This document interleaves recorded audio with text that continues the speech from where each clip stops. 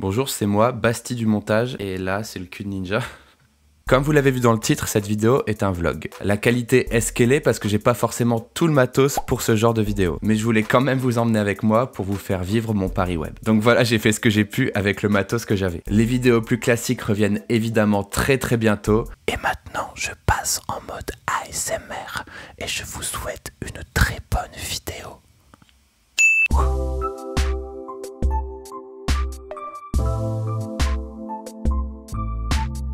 Et c'est parti pour le vlogging. Alors je vous reçois ici dans mon humble demeure dans une tenue, on peut le dire, très qualitative, appelée dans le milieu de la mode un pyjama. Je pars jeudi, vendredi, samedi à Paris Web et j'enchaîne après par un petit tour à Rouen. Pourquoi faire? Vous verrez ça plus tard dans la vidéo. Donc je rejoins demain matin quelqu'un que vous connaissez à la gare de Lille et on va essayer de vous faire vivre un petit peu le salon de Paris Web avec nous. En attendant, il faut que je pack tout ça dans ces sacs. Je vous retrouve tout de suite. J'essaie de faire rentrer ça dans les sacs. Hop là, ça y est, c'est bon. J'ai déjà terminé. Tout est rentré dans mes deux sacs. Donc moi, j'ai plus qu'à ranger ça. Ranger l'appareil photo aussi dans le sac parce que je l'emmène pour vous filmer tout ça. Allez me coucher et on se voit demain matin pour le trajet. Bye.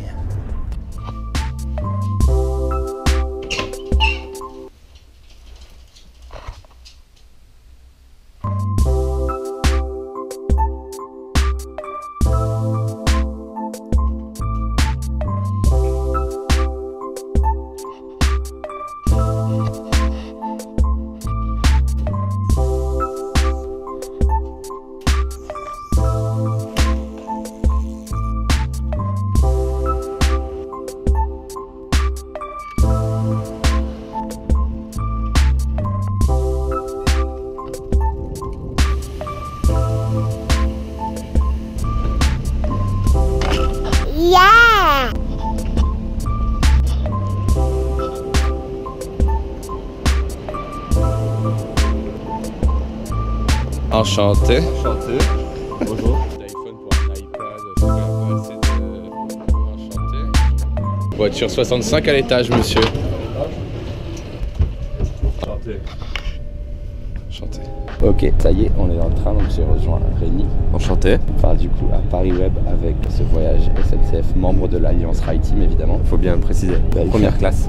Première classe d'ailleurs, à votre avis, est-ce qu'on est en première classe parce qu'on est pété de thunes ou parce qu'on a pris nos places 3 mois à l'avance en billets non échangeables, non remboursables?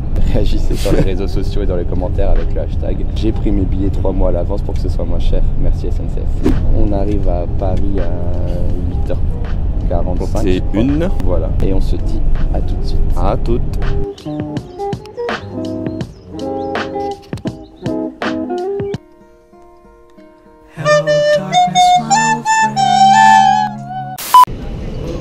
Belle ergonomie on-off.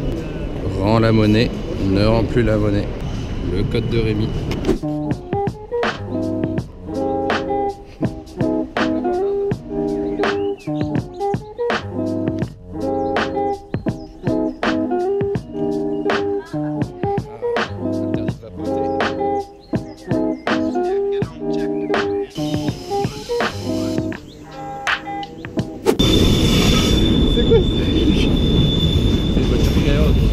Bah, l'impression elle est en un des pays quoi. Putain, Beuillant, il y a écrit sur le côté. Votez Romano. Votez. Ah mais c'est un génie le gars. Internet. Transition par le pied.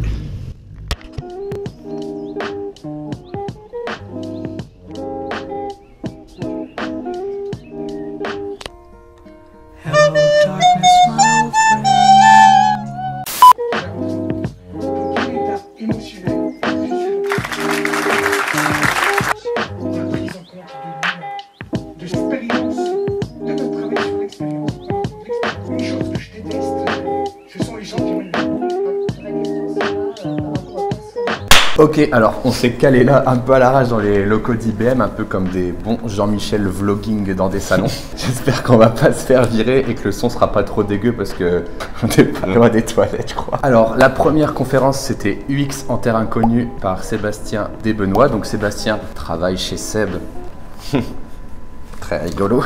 Il nous a juste rappelé, on va dire, les bases du métier de l'UX designer. C'était un bon rappel, ça faisait pas de mal. Il nous a expliqué qu'il fallait pas venir en conquérant, qu'il fallait plutôt venir en écoutant. Ça fait toujours bien de le rappeler. Il faut s'autoriser à soi-même qu'au début on comprend rien, qu'on est dans le brouillard et qu'on est vraiment là pour aider les gens. L'idée, ça va être vraiment pour ça de venir se fondre dans la masse des gens qu'on va venir aider. Au début, on va vraiment prendre en main le contexte. Donc on va essayer de se renseigner sur les personnes avec qui on va interagir, voir s'il y a des conflits entre les collaborateurs, de manière à s'adapter à notre environnement. Je rajoute aussi, il ne faut pas non plus aller faire des recherches, de la thèse hyper poussée, sinon on n'est plus trop à l'écoute. Donc il faut garder un peu cette part d'inconnu pour rester à l'écoute tout au long de l'atelier. Et il nous a aussi dit que pour se fondre dans la masse, on avait le droit exceptionnellement d'utiliser les petits bullshit words, comme par exemple Au global, ça fait sens, je suis en task force, touchpoint. je lisse la charge. Donc en effet, il faut aider, reformuler, accompagner, etc. Mais en aucun cas, il ne faut donner son avis au client. C'est ça qui est un petit peu dur. Et pour finir, du coup, en effet, reformuler avec des mots simples, c'est une façon en fait de resynthétiser, comme tu disais. Vous avez passé plusieurs heures dans un atelier. À la fin, il faut reformuler, être sûr que tout le monde soit d'accord sur le même objectif. Donc ne pas hésiter aussi à utiliser des mots hyper simples pour synthétiser tout ce qui s'est passé, de façon à transmettre l'objectif à tout le monde et que tout le monde l'ait compris. Aussi, ne pas oublier de faire une synthèse tout de suite après votre atelier. Ne pas attendre plusieurs semaines, plusieurs jours. Faites-le tout de suite, au moins tout le monde a toutes les informations et c'est hyper clair et on n'oublie rien. Donc si j'applique ton conseil, si je synthétise ce que tu as dit, c'est si on le dit avec des mots simples et que tout le monde comprend, c'est que c'est réussi. Exactement. Voilà, et tous ces petits conseils, moi ça me rappelle personnellement que le métier de UX est vraiment très détaché du métier de UI, parce qu'on a rappelé, l'UX doit essayer de pas donner son avis vraiment, de conseiller, d'orienter, de traduire des besoins clients, utilisateurs d'une certaine façon, alors que l'UI doit clairement conseiller des interfaces, des solutions. Donc là, j'exagère un peu le côté UI à fond et le côté UX à fond, mais voilà, ça nous rappelle que les deux métiers sont quand même foncièrement différents. Et complémentaires. L'UX fonctionne très bien avec un UI et lui a besoin de l'UX. C'est un binôme inséparable. C'est beau. Donc voilà, si vous voulez en apprendre plus, n'hésitez pas à aller voir le replay de la conf Paris Web de Sébastien, que je vais mettre dans la description.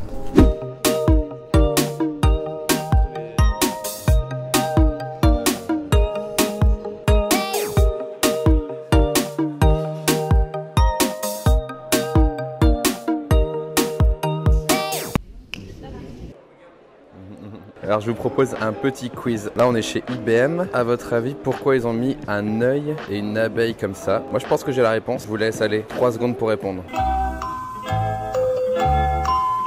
Alors à mon avis, c'est I, B, M. Qui avait bon? Et moi. On est arrivé au Airbnb et on va vous poser une question. Ici j'ai un clic-clac et ici j'ai un lit plutôt sympathique et ici j'ai Rémi. La question est simple. Qui dort dans le clic-clac? Votez. Pause. Bon là les amis, j'ai eu un petit souci. J'ai perdu une partie des rushs sur une de mes cartes SD. Je suis vraiment dégoûté et j'ai passé des jours et des semaines à essayer de les récupérer. Et j'ai même appelé Bill Gates, je vous dis pas. J'ai perdu plein de plans des conférences, plein de plans super marrants de nous au Airbnb. Et j'ai surtout perdu les images des restitutions des premières conférences. Par chance, j'ai réussi à récupérer juste la bande-son de cette restitution. Donc je vais essayer de vous rattraper ça au montage. Vraiment désolé du dérangement. C'est parti.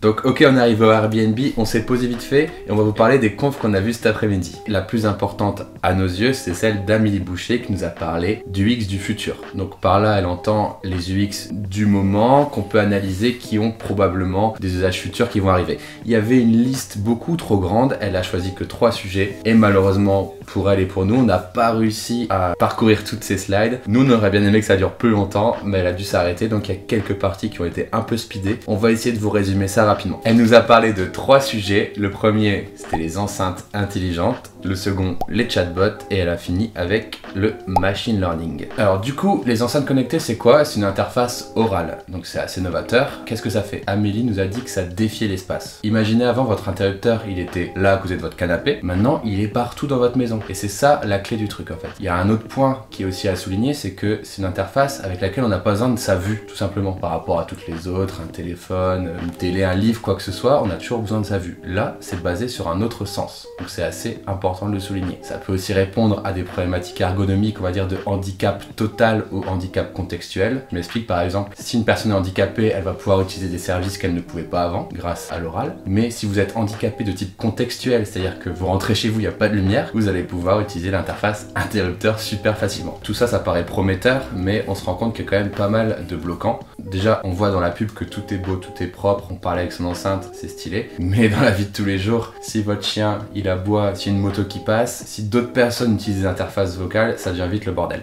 Par exemple, dans l'accueil d'une entreprise, vous n'avez pas commencé à dire « Ok Google, crée-moi un événement ». Et on pense aussi au côté linéaire. Comme tu le dis, l'oral, c'est linéaire. Donc, on consomme plus de temps à tout écouter. On ne peut pas interrompre, on ne peut pas mettre d'arrêt, on ne peut pas se déconcentrer, on est obligé de consommer tout le contenu d'un coup. Et en plus de ça, on a besoin d'une grande mémoire. Quand vous êtes sur un site sur votre téléphone, vous pouvez regarder un coin en haut à gauche, un coin en bas à gauche, scroller, y revenir plus tard, ça fonctionne. Sur une réponse audio, vous êtes obligé d'être absorbé, de tout écouter et de tout retenir. Donc ça, c'est quand même un truc un peu contraignant. Du coup, au final, c'est plutôt bien pour les requêtes et plutôt bof pour les réponses. Et on pourrait même caricaturer, c'est bien pour les requêtes et les réponses vraiment très simples. Mais le problème avec une enceinte comme ça, c'est que dès qu'on a une erreur, on a un abandon assez facile et assez rapide. C'est-à-dire que si je lui demande quelque chose et que ça marche pas, je vais plus jamais réessayer, je vais même arrêter parce que je vais dire bon bah ça marche pas. De la même façon, on a une découvrabilité hyper faible. C'est-à-dire qu'on sait pas ce qu'elle fait l'enceinte. On sait que dans la pub, elle dit la météo, elle fait des rendez-vous. Mais si on tente le programme télé par exemple, si ça marche pas, on le redécouvrira jamais et on le saura jamais. Donc c'est pas terrible. Et aussi, ça a aucun pouvoir suggestif, ou quasiment pas. Si vous lui demandez quel jean je pourrais acheter, impossible de parcourir une liste d'envie et de comparer, alors qu'avec un site visuel, c'est beaucoup plus facile.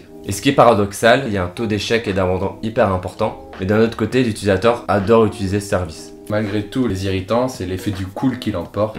Et c'est le paradoxe des enceintes, c'est que les gens, ils l'utilisent parce que c'est marrant quoi. Ensuite, on va aller un peu plus vite sur les autres sujets parce que même Amélie, du coup, a dû accélérer sur ce sujet-là. Elle nous a parlé d'abord des chatbots. Donc en gros, le contexte, c'est que les utilisateurs, ils utilisent beaucoup leur mobile et ils utilisent aussi beaucoup les messageries. Donc, ils savent utiliser les messageries sur mobile. Super, les marques, on va aller dans cette UX-là, c'est un truc connu, on va pouvoir super bien marcher. Mais attention, il y a plein d'erreurs qui sont faites et on va vous en raconter quelques-unes. La base, c'est se présenter. Bonjour, je suis un chatbot. Pour éviter toute ambiguïté et mettre à l'aise aussi l'utilisateur, on est face à un robot et qu'on va pas pouvoir apporter toutes les réponses possibles comme un humain. En gros aussi, Amélie nous a conseillé de pas faire de conversation ouverte avec le chatbot parce qu'au final, la chatbot, c'est assez idiot. En gros, c'est juste un arbre de décision qu'il y a derrière. Donc au final, on peut pas lui poser les questions qu'on veut. En vrai, il n'y a aucune intelligence artificielle encore aujourd'hui derrière la plupart des chatbots. On va plutôt suggérer de faire des conversations guidées avec une ou plusieurs questions préécrites et c'est là où on va être le plus efficace. Et du coup, le dernier sujet qu'elle a à peine effleuré, mais on s'est concentré sur un exemple, c'était le machine learning. Elle a voulu insister sur le machine learning assez célèbre de Gmail. Vous l'avez sûrement vu quand on envoie certains messages, Gmail suggère 3 propositions de réponse. Sur le coup, c'est plutôt sympa. On envoie une photo de chat, on nous propose 6 millions. Pourquoi pas? Mais pourquoi on trouve ça assez flippant? Tout d'abord, c'est flippant parce que pour alimenter tout ça, il rentre un peu dans l'intimité des mails. Et ça, c'est peut-être pour certains un peu dérangeant. Le deuxième point un peu flippant, c'est que ça a un pouvoir suggestif monstre. C'est-à-dire que à cause de ça, on va être tenté soit de répondre alors qu'on voulait pas du tout répondre, soit de répondre des choses préformatées et on va peut-être perdre un peu de langage. Le risque avec ça, c'est qu'avec des mots suggérés, on soit de moins en moins impliqué dans la conversation et aussi qu'on appauvrisse le langage. En gros, on risque de parler au final tous pareil. On pourra se demander si cet appauvrissement du discours, ce sera dans le futur un appauvrissement aussi des relations. En tant que designer d'interface, on a augmenté l'efficacité de Gmail, mais est-ce qu'on n'a pas perdu du coup le côté humain? C'était hyper rapide mais hyper enrichissant, on aurait même voulu rester toute l'après-midi à écouter ses retours d'expérience. Et elle a conclu cette conférence par une phrase qui nous a marqué, c'est le métier de designer. C'est designer et concevoir ce qui ne voit pas. Donc voilà, c'était la conférence d'Amélie Boucher. Vous retrouverez le lien dans la description quelque part. On a vu aussi plein d'autres confs, mais on peut pas parler de tout ici. Mais on voudrait quand même souligner la... Pardon. Quoi? Qu'est-ce qu'il y a? Ouais. On voudrait quand même souligner celle sur le quantique de David Rousset, qui était vraiment génial. Alors moi j'y connais rien en quantique, mais c'était vraiment trop marrant. Je vous invite à aller voir le replay. Ce mec est un super bon orateur, c'était vraiment super cool. Donc là, il est bientôt 20 h, on est fatigué, on a bien travaillé. On va se relaxer, on va aller manger un truc, et on se retrouve tout à l'heure. Ciao ciao. Et voilà, la partie audio est terminée, on peut retourner à la vidéo classique. Donc on va juste voir qui va dormir dans le clic-clac et qui va dormir dans le lit. Attention. Malheureusement à 1% c'est Rémi. Et je dors dans le clic-clac. Il y a 21 votes pour Rémi et 20 votes pour moi. Je pensais vraiment qu'en faisant le vote, vous alliez tous voter pour moi. Vous avez été des bâtards, vous avez mis Rémi dans le clic-clac. En vrai, je pensais vraiment que les gens ils allaient voter pour moi. Bah ouais. Genre c'est des bâtards. Enfin... En vrai, même pas. En vrai, c'est parce que t'as perdu le Bastille Quiz. Ah ouais. Allez. Bon, allez. Bonne nuit, hein. Ciao.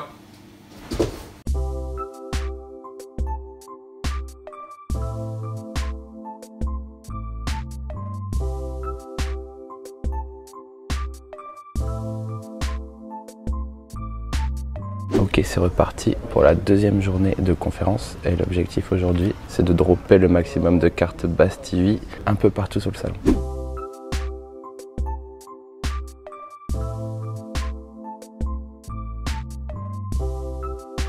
Ok, alors ce matin on a assisté à une conférence qui nous parlait de SVG. Donc on nous a expliqué quelles balises étaient importantes et lesquelles étaient superflues. Quand on exportait par exemple depuis Illustrator ou Sketch, c'était assez crade nativement, assez optimisable on va dire. Donc c'était super intéressant bien qu'un peu technique. À la fin j'ai posé une question pour apprendre à faire un peu mieux mes sprites SVG. Vous pourrez le voir dans le replay.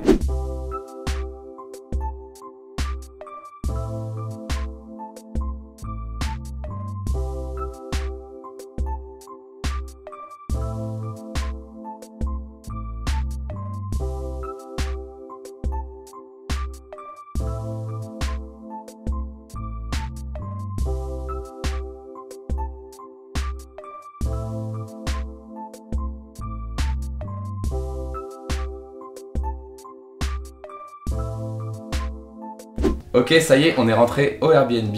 On prend un peu de temps pour vous raconter les conférences du jour. Alors, une des conférences qu'on a vues aujourd'hui, c'était sur la conception des applications et l'addiction. Donc Sabine nous a présenté plusieurs petits concepts sur l'addiction à nos applications. Donc le premier cas, c'était Instagram, cas hyper intéressant. On est parti d'une application super simple. On partage des photos, on regarde un fil d'actualité. Et maintenant, on arrive avec plein de fonctionnalités qu'on n'aurait jamais imaginées au début. Maintenant, on peut envoyer des messages privés, on peut explorer, on peut regarder des vidéos. Et le cas qui nous a marqué, c'est les stories. Ce qui est vraiment impactant avec cette fonctionnalité, c'est que ça nous incite à retourner de façon fréquente, à regarder les photos. On a peur de louper du contenu et on se sent obligé d'y retourner. C'est un peu stressant, on se dit ah merde, il y a peut-être des photos que j'ai loupées, donc on se sent obligé d'y retourner. Donc ça crée une boucle, c'est jamais fini, il y a toujours des nouvelles stories, donc on retourne tout le temps sur l'application et ça peut engager aussi du stress. Donc un autre cas aussi qu'elle nous a parlé, c'est les applications de messages. On connaît tous Messenger, iMessage, WhatsApp. Un cas très simple, c'est sur iMessage, les 3 petits points. Ce petit indicateur est très simple, il rassure l'utilisateur sur le fait que quelqu'un est en train de saisir un message. Et donc ce petit indicateur est aussi vicieux pour plusieurs cas. Un utilisateur par exemple il est en train d'écrire, moi je vois cet indicateur et vous l'avez tous vécu je pense, vous voyez l'indicateur. Il s'arrête, il s'affiche, il s'arrête, il s'affiche. Et du coup, vous posez la question, est-ce qu'il est vraiment en train de saisir? Est-ce que c'est un bug? Est-ce qu'il a vraiment envie de me parler? Est-ce qu'il a écrit une phrase, au final il la supprime? Il est fâché? On ne sait pas. Donc on se pose plusieurs questions. Et ça va créer un état de stress, une anxiété. Et un autre cas aussi qu'elle nous a fait part, c'est qu'on reçoit tous des notifications, on a toujours l'écran qui est allumé. Et du coup, ça a créé une forme d'éducation dans le sens où on doit regarder notre téléphone. Et maintenant, des fois, on regarde notre téléphone pour rien. Et ça devient naturel d'allumer son téléphone et regarder l'état de mon application. Et dernier petit chiffre, c'est le nombre 26. 26, c'est le nombre de fois qu'on va allumer notre téléphone pour regarder si on a une notification. Et ce qui en découle et qui est vraiment flippant, c'est qu'il faut 20 minutes pour redevenir concentré sur l'activité qu'on était en train de faire. Et donc, en conclusion, est-ce que c'est une stratégie des concepteurs ou c'est tout simplement une dérive? Ok, donc là, c'était la conférence de Sabine, comment ça s'appelle? Donc voilà, c'était le petit résumé de la conférence de Sabine Condiescu. On vous met les liens dans la description. On a aussi eu une conférence dans l'après-midi qui s'appelait l'UX du X. C'était sympa. The borderline. On va pas vous faire de résumé ici, mais vous pouvez aller voir le replay aussi si vous êtes intéressé par les belles choses de la vie. Voilà. Donc moi je voulais vous parler de la conférence de Thibaut Cabana qui s'intitulait « Bien choisir son outil de prototypage en 2018 ». Ça m'intéressait beaucoup. Donc Thibaut, qu'est-ce qu'il nous a expliqué? D'abord il nous a reposé les bases, à quoi sert un proto. Un proto ça sert à recueillir les premiers ressentis, ça sert à améliorer un produit avant qu'il ne sorte vraiment. En gros, ça sert à se planter sans risque, ou du moins sans trop de risques. Moins de temps, moins de budget perdu. Au niveau des outils, parce que c'est la promesse de la conférence, c'est quel outil de prototypage utiliser aujourd'hui. On est noyé dans une multitude de produits. Comment on peut un peu dégrossir tout ça? Chacun des outils avait sa spécificité. Il les a répartis en 4 grandes parties. Le premier, wireframe conception simple. Le deuxième, les protos cliquables. Le troisième, les protos animés. Et le quatrième, les protos dynamiques. Wireframe, ça va être juste les écrans, comment ils s'enchaînent, comment on les conçoit. Proto cliquable, c'est des enchaînements d'écrans. Les animations, ça commence à être un peu plus précis, on fait apparaître des objets, on déplace des écrans. Le dynamisme, c'est quand on peut commencer à sélectionner des objets, taper dans des champs de formulaire. Tous ces différents types de protos, ils sont rangés de gauche vers droite, et plus on va aller vers la droite, plus ils vont consommer de temps, être complexes à réaliser, et surtout, plus on pourra pas faire l'entièreté de l'appli dessus. Il faudra se concentrer sur des petites phases si vous êtes dans la phase animation et dynamisme. Je vous laisserai aller voir le replay de sa conf. Pour le wireframe, le plus pratique, ça reste le papier. Ça va, c'est ce que je faisais, je suis rassuré. Il n'y a rien de tel, un paperboard, des feuilles avec un client, ça marche super bien. Pour les protos cliquables, on reste sur le classique InVision ou Marvel App, avec bien sûr les fonctionnalités de XD ou de Sketch qui peuvent être utilisées également. Pour les animations, il reste sur un duo classique aussi, Principal et Flinto, avec une énorme liste d'autres concurrents possibles. Et pour les dynamiques, sans surprise, on a Axure et Framer X qui permettent de faire ça. Pour conclure, je dirais juste qu'il faut d'abord bien cibler son besoin au moment du proto pour déclencher le bon outil. Après, malheureusement, il y a toujours les problèmes de licence, de nombre de personnes, de nombre d'écrans avec lequel vous devrez jauger. Il n'y a pas un outil licorne, un outil magique qui fait tout ça. Et je vous mets le lien de sa conférence dans la description. Ok, stop, petite ellipse dans le temps. Ok, on est une semaine après, on est rentré à Lille et on va s'arrêter un peu pour vous parler d'atelier du samedi, notamment l'atelier sur le design atomique de Dylan Kosian. Alors l'atelier est composé en 2 parties. Première partie, c'était plutôt sur la théorie. La deuxième partie, c'était sur la pratique. Il a rappelé les principales notions de l'atomic design, molécules, qui sont en général des typos, des couleurs, c'est très bas niveau. Les atomes, qui sont un ensemble de molécules, par exemple un bouton ou un élément de formulaire. Les organismes, qui sont un ensemble de molécules. Ensuite, vous avez les templates qui correspondent à la page entière. Et donc, on est passé après à la partie pratique. Là, l'objectif était assez simple. Il fallait choisir une page d'un site internet. L'objectif, c'était de décomposer le site à l'aide de Atomic Design, de le découper en atomes, en molécules, en organismes et en pages. En groupe, on avait à disposition des post-it. L'idée, c'était de découper le site en molécules, en atomes, en organismes. Donc, il est passé sous Sketch après pour nous présenter les principes de l'Atomic Design avec les symboles imbriqués et toutes les autres fonctionnalités de Sketch. L'atelier de l'Atomic Design nous a permis de montrer la puissance de l'Atomic Design, les bénéfices que peut nous apporter cette méthode. Je pense notamment à la facilité d'évolution de notre produit, la maintenance de notre produit, aussi cette facilité de travailler en collaboration avec d'autres designers. Le produit est divisé, décomposé, c'est beaucoup plus simple d'assembler, d'évoluer sur le long terme. Je vous conseille vivement de l'appliquer sur vos projets. Ok, fin de la capsule temporelle. On revient au présent. Voilà, on a fini notre journée. Demain, on va aller aux ateliers de coworking et après, moi, je partirai à Rouen. Donc, on vous laisse. À demain. Salut, welcome.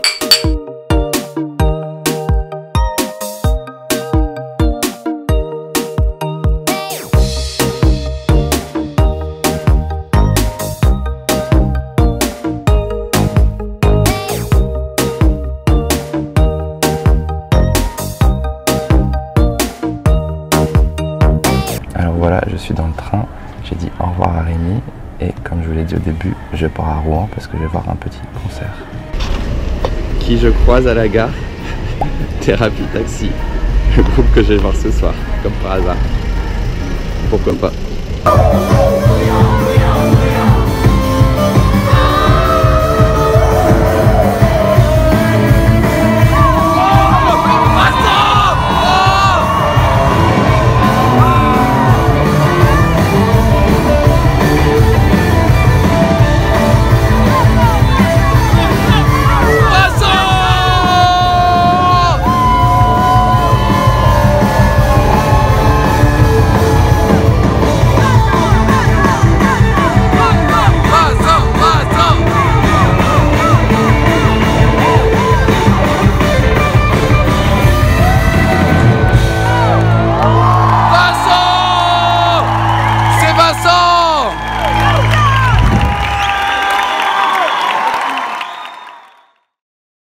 Ah ça, j'ai gagné un livre, il fait au moins 10 kilos je crois.